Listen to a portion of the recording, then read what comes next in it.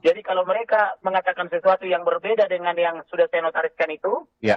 berarti di sini ada kebohongan kan begitu. Ya, saya juga sudah melihat kemudian dari otopsi itu yang kedua. Menjelaskan berapa peluru yang ditembakkan, dari mana arahnya, tembusnya kemana, dan bagian-bagian tubuh mana saja yang terkena peluru.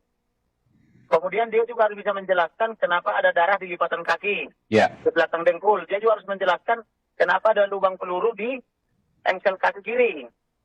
Kemudian di sebelah di kanan. Kemudian kenapa ada luka di bahu. Kenapa ada luka di bawah mata dan di atas mata kanan. Iya. Kemudian kenapa jari-jarinya patah-patah. Nah, itu yang saya mau tanyakan. Soal jari, karena terlalu banyak ya kalau kemudian dia periksa satu persatu. Saya ingin tanya. Kalian sebagai jurnalis harus bertanya, harus Betul. detail. Iya, saya ingin bertanya soal fokus dulu soal jari. Disebutkan oleh dokter forensik yang memeriksa otopsi kedua, Bung Kamarudin, adalah karena lintasan peluru. Meskipun tadi saya tanyakan kepada Pak. Berarti kan karena ini teorinya adalah. Ya, apakah mungkin lintasan peluru tanpa luka, hanya patah? Itu pertanyaan. Nanti kita praktekkan kalau memang itu penyebabnya adalah serpihan peluru. Makanya saya minta kepada penyidik supaya dilakukan rekonstruksi. Betul nggak jari-jarinya itu patah-patah akibat serpihan peluru? Betul nggak lengan kiri itu patah gara-gara peluru kan begitu? Sejak kapan peluru bisa mematahkan kan begitu? Nah, betul nggak apa itu lipatan kaki kiri itu ada rembesan darah akibat peluru? Peluru dari mana kan harus bisa dijelaskan. Oke. Saya tanyakan ke Pak Ito. Pak Ito, ini pertanyaan yang menarik. Sejak kapan Pak Ito? Membuat terang, tapi membuat malah tambah rumit kan begitu? Iya. Jadi saya kan hanya bisa menyajikan fakta-fakta. Ya. Bahwa jari kelingking patah, jari manis patah. Tanpa luka ya? Tanpa luka. Kalau jari manis ada luka itu, luka terbuka. Semacam di atas kukunya itu. Nah, kemudian lengan kiri itu di bagian tangannya itu patah. Iya. Dengan luka tuh luka berarti bisa jadi karena luka tembakan juga dong, Kamarudin? Patah tanpa. Kemudian itu kaki sebelah. Halo, Bung Kamarudin? Dengan panjang. Iya. Kemudian di engsel kaki kiri itu ada juga semacam luka terbuka, semacam bekas peluru kan. Iya. Baik. Kemudian di matanya itu baik mata kanan bawah maupun kanan atas itu juga kan ada luka. Baik. Jadi kenapa dokternya tidak tahu arahnya dari mana peluru tapi bisa menyimpulkan bahwa itu akibat rekoset peluru kan begitu? Iya, kalau tadi disebutkan misalnya Bung Kamarudin bahwa ada luka di jari manis, artinya jangan-jangan betul karena lintasan peluru karena ada luka. Harus diuji dari mana arah pelurunya itu, kenapa bisa mengenai jari manis atau jari kelingking kan begitu. Sedangkan yang saya dengar tadi sekilas bahwa dokternya itu tidak tahu arah peluru dari mana, kok bisa dia menyimpulkan itu rekoset. Nah, kemudian kenapa di lipatan kaki kiri dia pakai celana panjang atau diduga pakai celana panjang, kok ada rembesan darah? Itu rembesan darah akibat rekoset dari mana kan begitu.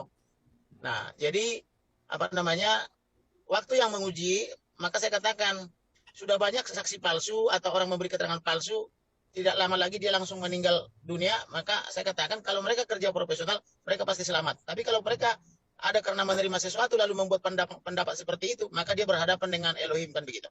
Oke. Jadi ke depan ini kan udah nggak mungkin ada otopsi ketiga, yang ada adalah pengadilan. Jadi semua nanti akan dituangkan dalam pengadilan. Anda akan membela di pengadilan terkait dengan apa yang mudah Anda yakini dan Anda dapatkan. Saya tampil di pengadilan karena yang tampil di pengadilan itu adalah jaksa mewakili korban. Ya. Saya hanya menghantarkan perkara ini sampai dengan P21 tahap 2. Betul. Tetapi yang mau saya katakan adalah bahwa fakta-fakta yang dilihat dan didengar oleh matanya dokter yang kami utus maupun ahli kesehatan itu sudah tertuang semua dalam akte notaris. Apa yang mereka lihat, apa yang mendengar sudah dituangkan. Termasuk juga dokter tadi saya dengar tidak menjelaskan kemana pankreasnya, kemana empedunya, kemana kantong kemihnya tidak dijelaskan. Sedangkan menurut dokter yang mengamati mewakili keluarga itu pankreas, empedu dan kantong kemih kan tidak ditemukan.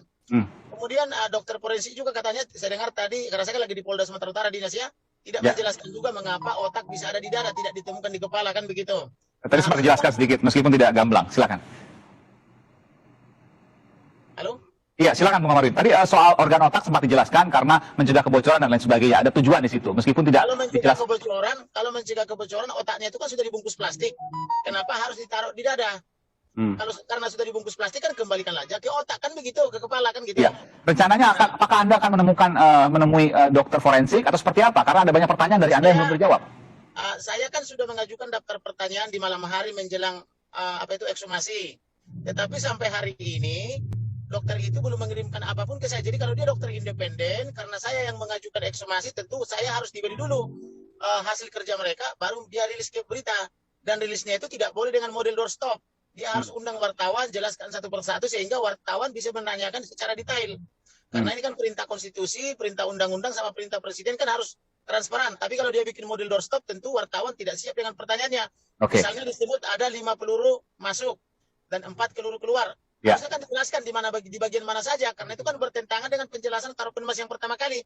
Karopenmas pertama kali menjelaskan Baradae menembak 5 kali, kena 4 kali kan gitu. Ini sekarang hasilnya jadi 5 peluru kan gitu, 5 lubang kan begitu, 4 keluar, 5 masuk kan begitu. Berarti ini jadi tambah pelurunya 1 kan, dibanding yang hasil otopsi yang pertama kan begitu. Jadi ini dokternya itu dia harus memberikan hasil kepada saya dan mengundang wartawan secara transparan. Tapi kalau dibilang nanti di pengadilan, kenapa dia rilis sedikit-sedikit? Berarti dia ini dokter tidak independen kan gitu. Harusnya dia sekalian aja nanti di pengadilan. Oke, baik. Jangan dirilis sedikit, tapi wartawan tidak boleh nanya kan begitu. Baik. Pak itu apakah ada kewajiban dokter forensik pada saat otopsi misalnya menyampaikan ke pengacara terlebih dahulu lalu kemudian mengumumkan? Ada kewajiban karena yang memohon otopsi ulang kan saya atas nama keluarga. Bahkan saya juga waktu itu udah berjanji udah menyiapkan uang berapa ratus juta untuk membiayai dokternya. Tetapi kan mereka bilang tidak mau terima uang dari saya, tapi dia pilih terima uang dari negara. Padahal saya tidak mau membebani negara toh. Nah, karena saya yang memohon, maka serahkan dong hasilnya ke saya. Kan begitu. Masyarakat juga ke penyidik hasilnya. Ini baru namanya dokter independen. Tapi kalau dia hanya memberikan kepada penyidik saja, itu namanya dokter dependen.